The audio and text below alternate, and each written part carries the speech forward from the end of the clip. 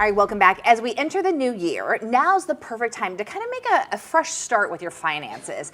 We're joined by Mari Adam, a certified financial planner, to provide further insight, if you will. You know, Mari, you and I have talked over the years.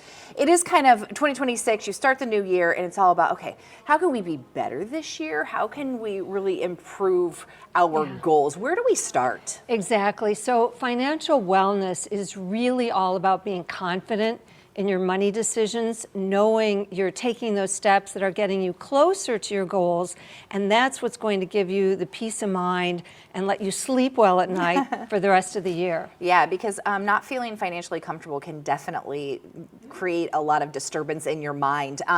Talk a little bit about, you talk about financial goals. That's so specific to each family, to each person. That could be a small financial goal that you're planning for, or maybe it's even retirement. Yep.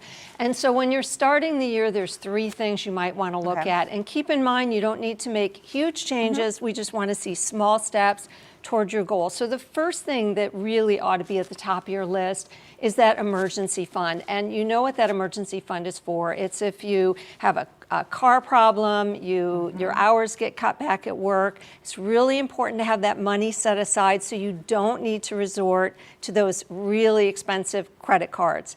And an emergency fund, the rule of thumb is 3 to 6 months of income in your fund. So that's your target. Try to move toward that. And if you do have the ability to do more and you feel that your job maybe is a little more challenging or you may have cutbacks, do try to save more in that. So that's the first thing you want to look at, is that emergency fund.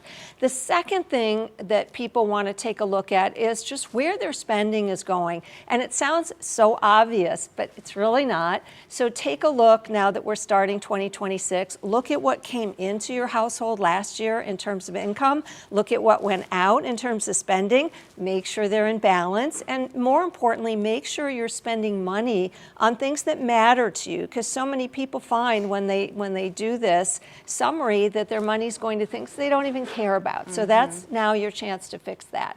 And then the third thing to really prioritize, exactly as you mentioned, are those long-term goals, like saving for retirement or for your kids' future. So when it comes to saving for retirement, the good news is you can save more in 2026. The amounts you can put aside in an IRA or a 401k has gone up a little bit. So try to add a little bit more money, save for yourself first, do it automatically. That way you don't feel the pain so much.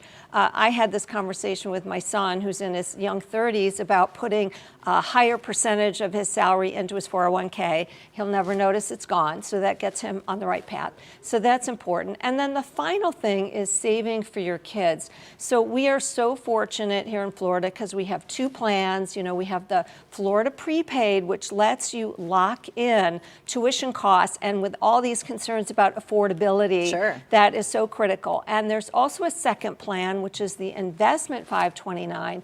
And why I want to bring that to the attention of your listeners is that lets you save more, it lets you customize, and there's some big changes in 2026. You can use more of that money to save or to pay for K through 12 tuition. And you can also, people worry about saving too much, but you can always roll some of that money to a Roth IRA for your kids. And what's new this year is you can use some of that money for career training or for continuing education, not just for college kids, but for mid-career or later career people. So there's really some important changes in there for everyone to make that budget go further. And with all the concerns about affordability, that's a really important fact. Yeah, I feel like, you know, the holiday season comes and goes and you're kind of left there going, okay, whew, I need to kind of reset, and that's what those 3 things can really help you do, to kind of sit down with your significant other or just yourself and a pad of paper sometimes, and it's just looking through each and everything from the subscriptions that we have, that we watch TV, all the way to our retirement. So there's a lot of things we can do to Exactly. And 5 minutes is more than enough to get a start. Just get started, small steps, and you'll get there. That's fantastic. And I know you have a website that talks a lot about these things. I put a link to it on ourswpbf.com if you want more information or to watch this again, because it's a lot of information, but it's good stuff. Go to our website, wpbf.com. You can watch the interview again, or you can go to Mari's website where you get some more tips.